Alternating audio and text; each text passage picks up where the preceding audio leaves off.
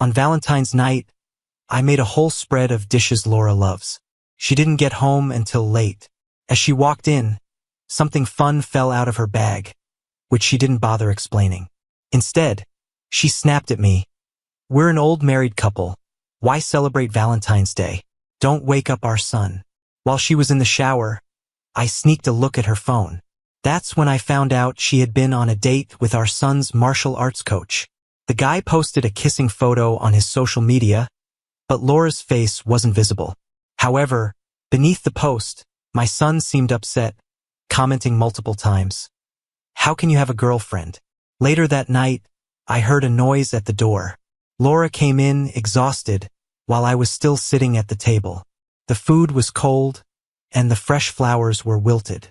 As she slipped off her heels and went to remove her stockings, a small item fell from her bag, covered in some unidentifiable substance. "Is this your idea of a surprise? Just a table of food? I guess spending too much time in the kitchen makes you useless," she snapped, turning the situation around without explaining the fallen item. "Where have you been?" "I've been waiting so long," I asked. Annoyed, Laura shot back. "Are you questioning me, Gary? We're an old married couple. Don't wake up our son." With a headache and reeking of alcohol, she walked past me, ignoring everything I'd prepared. I'd been busy all day cooking her favorite dishes and even got flowers and a bag she had her eye on.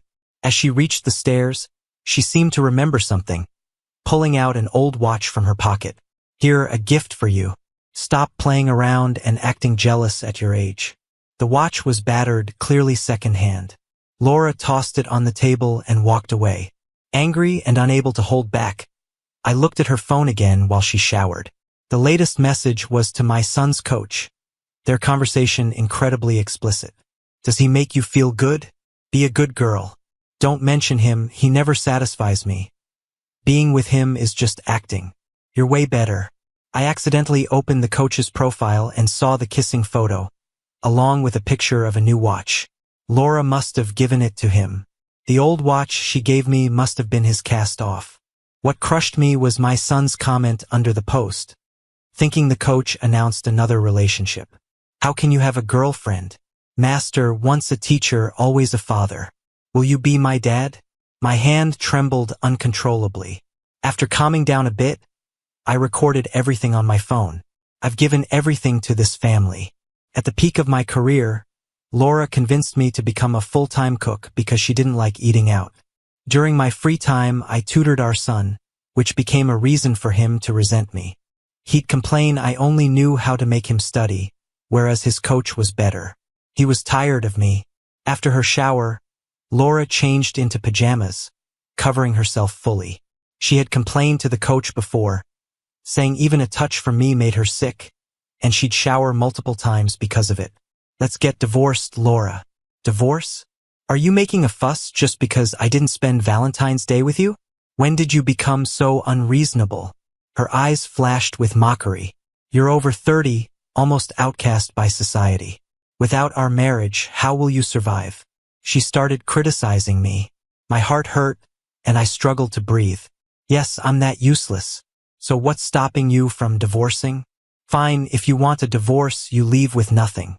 Plus, our son stays with me. Let's see how tough you are." In previous fights, I never considered divorce. We have a son, and for him, I endured everything. But now, thinking about my son eagerly wanting a new dad, I decided to let him have it. "Fine." My response surprised Laura. She used our son to manipulate me before. "Wow, Gary, you're even ditching your son?" I didn't know why Laura refused to divorce. Clearly, she was cheating and still wanted to hold on to me. Maybe I was just a free housemaid for her, useful when needed. She didn't even have to provide much emotional support. Friends used to say I was too subservient. "Just remember, if you divorce, your mom won't see John. She has a heart condition. What if you cause her death?" Laura sneered. My face changed, and it was obvious I was hesitant. "Enough. Stop being a killjoy. Looking at your miserable face makes me sick." With that, Laura left the room, heading for our son's room. In the living room, I lit a cigarette, sitting until dawn. I knew my mom adored her grandson. Laura was right. I was too scared to risk my mom's life.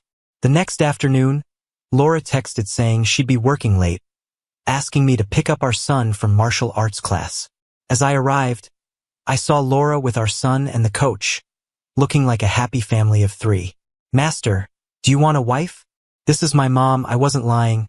She's super pretty," our son said, insisting she's way more beautiful than the coach's current girlfriend.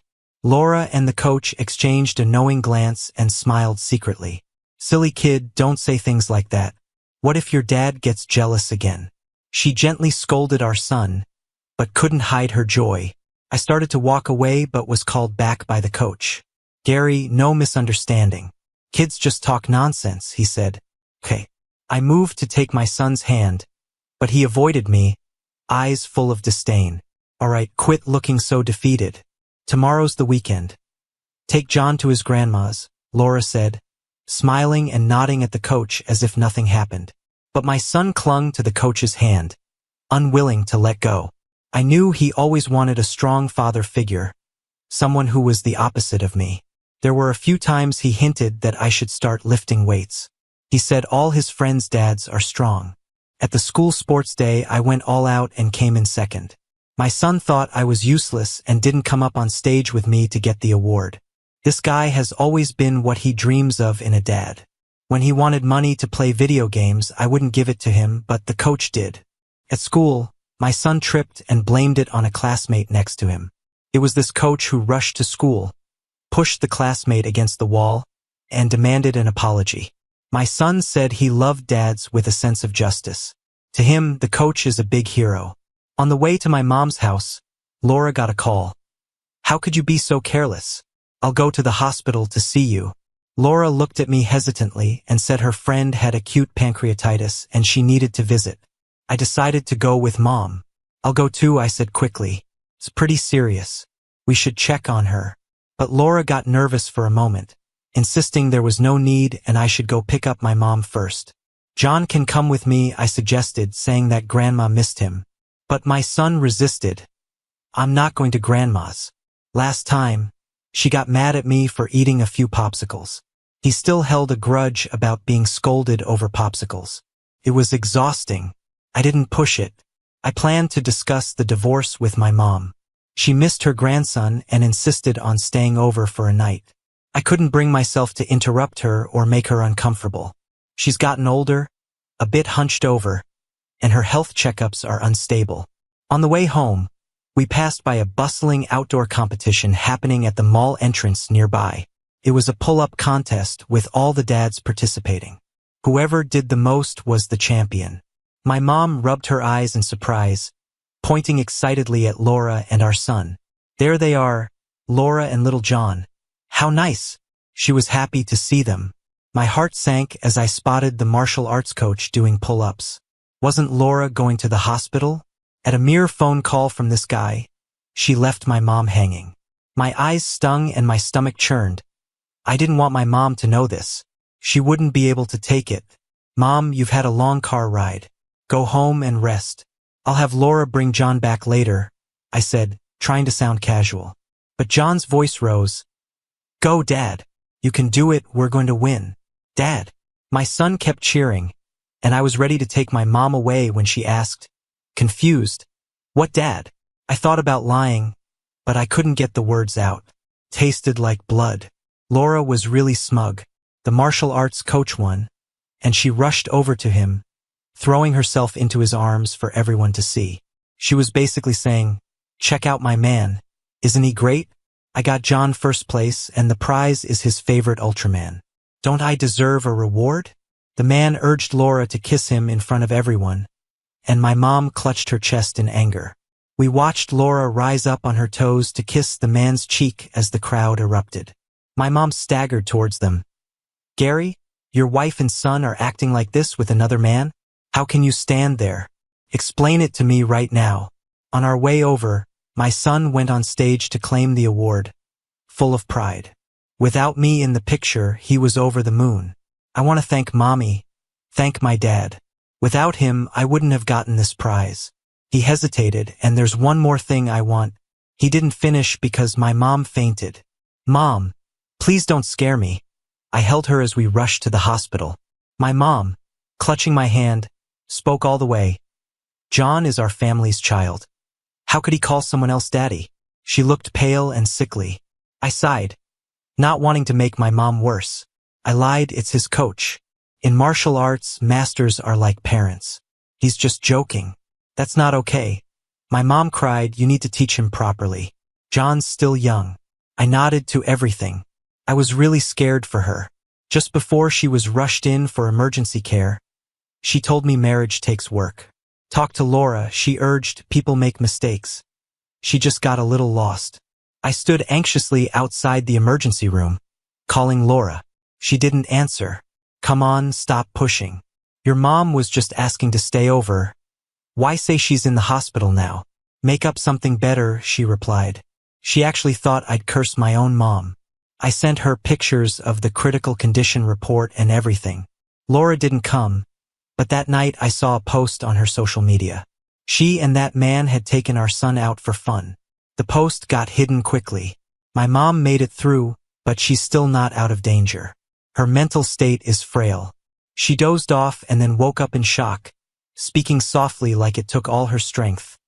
I'm a burden. Once I'm discharged, I'll head home. My mom knew Laura didn't like her from day one. My e-commerce business was taking off back then. I wanted to buy my mom a place next door, but Laura stopped me. She said she couldn't handle in-law problems, wanted to be a powerful woman, and had no time for my mom. Sometimes my mom brought veggies she grew, but Laura complained, we're in a fancy neighborhood. How can I keep up if she keeps coming here like this? We'd fight about it. She's my mom, I'd shout. During arguments, Laura used our son as leverage. Later, she'd come and comfort me. Back then, I wasn't a stay-at-home dad yet. I helped Laura become a major influencer, investing a lot in her career, and I still manage her business. But she always looked down on me, seeing me as useless. Clenching my fist, my mom reached out, holding my hand. Mom just wants you to get along with Laura and raise John well, and she hopes you'll bring John to visit me sometimes. After she said that, she laid back, her tears soaking the pillow. I still couldn't bring myself to mention the divorce. I just comforted her and promised her anything. I held it together until early morning. I shut my eyes for a short nap, and when I woke up, the machines showed just a flat line. Panic-stricken, I hit the call button. I called out for doctors and nurses, but they just shook their heads when they came in. Mom just left me so peacefully. Just yesterday she was talking about wanting to see Laura and John. No point now. I wiped away my tears, took care of Mom's affairs, and days passed without a word from Laura. First thing when I got home, all I got was Laura's insults. Where the hell have you been partying? Huh? The backstage is chaos, you know that? I calmly pulled out our signed divorce papers and tossed them in Laura's face. Sign it. From today, we go our separate ways. Oh, you've got some nerve. Aren't you afraid? Laura yelled, arms crossed.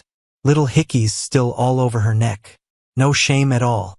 Leaving with nothing? Laura laughed out loud, raising a hand to slap me, a reflex move. But I caught her wrist. I used to let her do as she pleased because I loved her. Not anymore. You're hurting me, Gary. Let go. You're acting crazy. Laura hollered at me, but I just stood there, stone-faced. I threw her on the couch and said coldly, sign it. Leave with nothing or I'll expose your affair with that trainer, David. Everyone will know you cheated in the marriage. I threatened Laura. Under my management, she had become a million-follower influencer, known for being the perfect wife and mom. If this leaks, her reputation will go up in flames. You wouldn't dare. Prove it then. Laura's eyes turned red. I've got more than enough proof. Don't push me. I played a random voice clip, and Laura broke down. She screamed at me. You snooped through my phone? Gary, you've really grown some guts. Yeah, and I found out early on that I've got a big green meadow up there. I crossed my arms, lost my patience. Told Laura to sign it and get out of my sight. Are you giving up John too?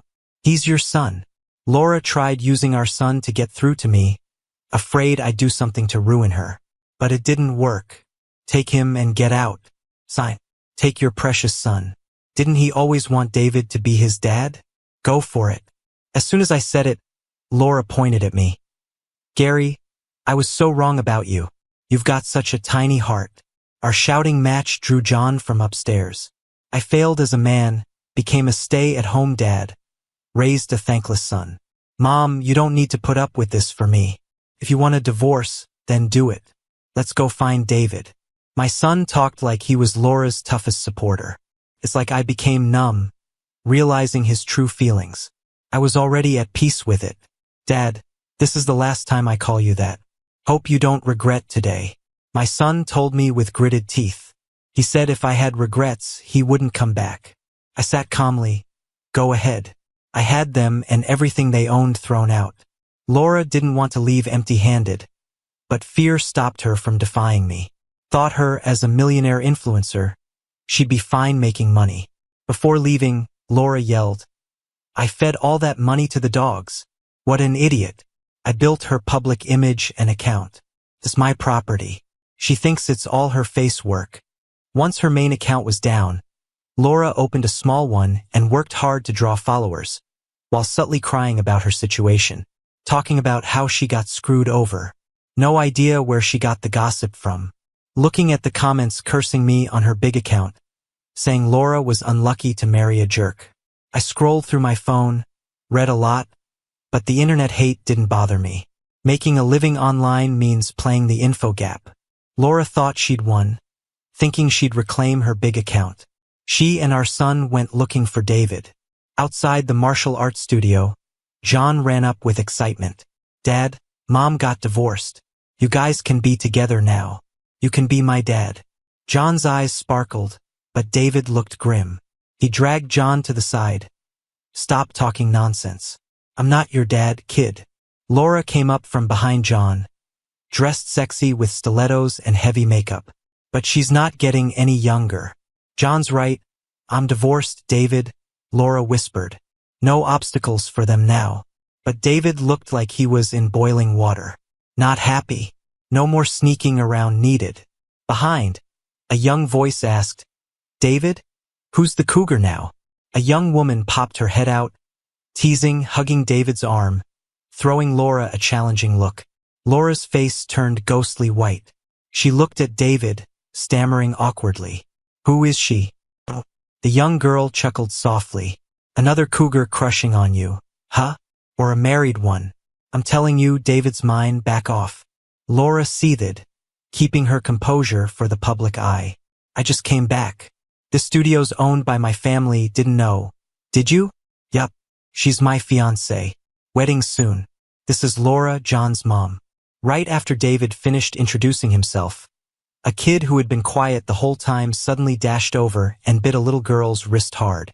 The girl cried out in pain. David immediately reacted, slapping John across the face. You bad woman, you're stealing my dad. John shouted as he was pulled aside, ignoring David's punch. Cursing at the girl, he cried out miserably.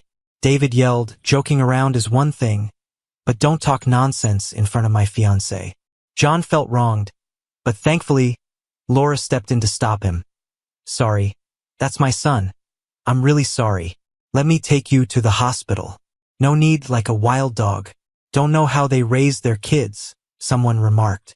David's attention was completely on this woman now, having lost his earlier generosity towards Laura. As John tried to cause more trouble, Laura quickly took him away. Stop making a scene, she said, feeling defeated inside. She realized what had happened. David had been lying to her. He always had a girlfriend. It was just a long-distance relationship because she was abroad. How ironic. Laura thought she'd found true love, but now she found herself in this situation. She cried with John on the curbside, sobbing miserably. John threw a tantrum. I want my dad. Mommy, take him back. Not that bad woman. That's my dad. What can I do? They're getting married, Laura replied, her eyes red but holding back tears. But soon, a group of men in black appeared, grabbing Laura and her son, stuffing them into a van to take them away. Inside an old warehouse, the girl's demeanor had completely changed from the fragile persona she showed in front of David. She slapped John hard across the face. Do you even know who I am? Dreaming about taking my man? She taunted. Laura was even more shocked and quickly explained. He's just a child talking nonsense. John continued glaring at them with red eyes, gritting his teeth. Laura's heart trembled. Her family was a powerhouse in City A. No wonder they dared to take them in broad daylight. Laura's voice shook. She didn't know how much Christina knew, but it seemed there was no concrete evidence. Then don't say anything, Christina snapped. Let's give this kid a shot, the new drug we developed. As soon as the words left her mouth, a group of men pinned John down and injected him with a needle. At first, John struggled, and Laura begged repeatedly, "Spare my son. He's just a kid speaking without thinking. It's fine. Once it takes effect, he won't be able to speak. Soon you can take your mute son back. Remember, stay away from David." Christina warned that she knew Laura was a small influencer, and if she messed with her again, she'd ruin her. She left confidently. Laura realized unaware of the relationship between herself and David. How could I have believed in a man who not only cheated but also relied on others to go up the social ladder? John fell to the side, and Laura, in despair, held her son, watching him try to make sounds that wouldn't come out. "I'm sorry, sweetie. I failed you." Laura took John to many places, but no one could treat him, and some private clinics didn't dare admit him. Her family was so powerful.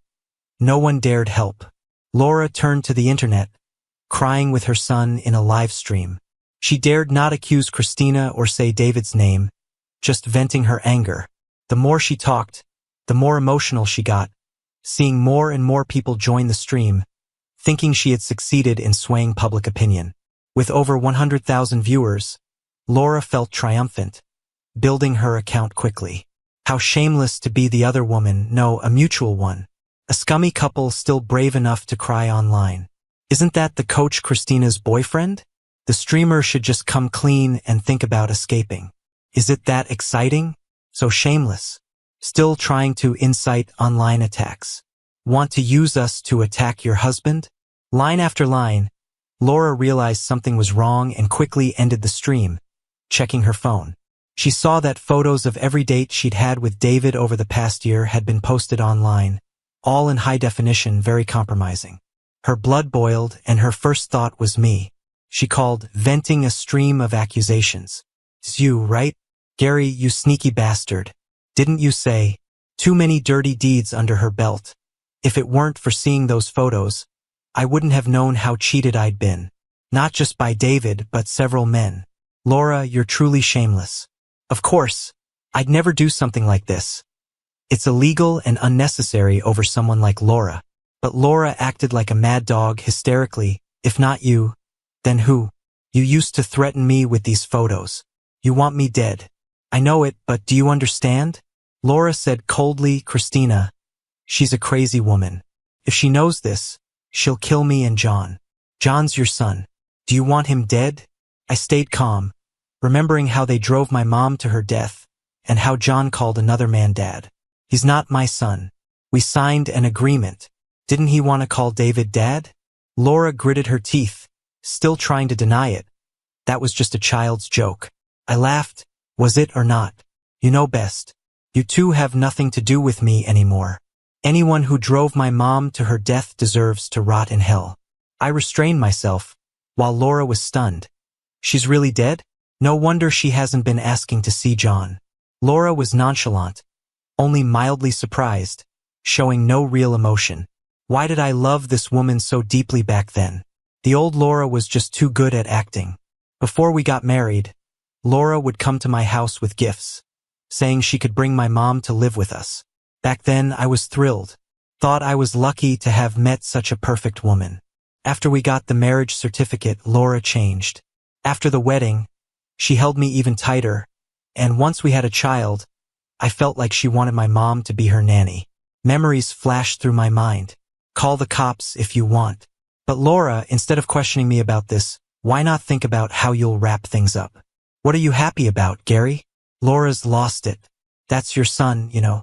If something really happens, your family line ends. She's ridiculous. I'm still young. I can have kids anytime if carrying on the family name's the goal. Before my mom left, She held my hand. She wished for me to be happy and free from shackles. My mom had a soft heart. She pleaded with Laura on occasion but eventually told me, if I truly wanted a divorce, it wasn't a big deal. My heart hurt a lot. You probably forgot who helped you make it big online. Did you guide your fans to attack me online? I said coldly, without my management, Laura would quickly fall from grace. And with that concrete evidence of her and David, Laura's comeback isn't looking good. All right then, Gary, you won't bother helping me with your daughter. Huh? After all these years together? Still, Laura hasn't shown an ounce of regret.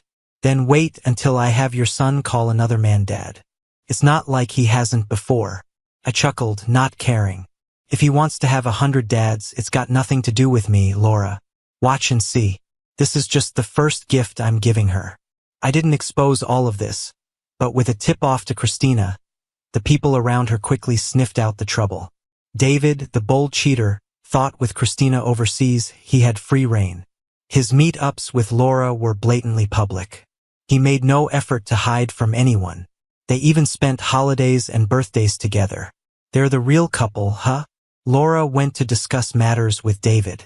As soon as she walked in, there was David barking like a dog in front of Christina, down on the floor, looking utterly pathetic.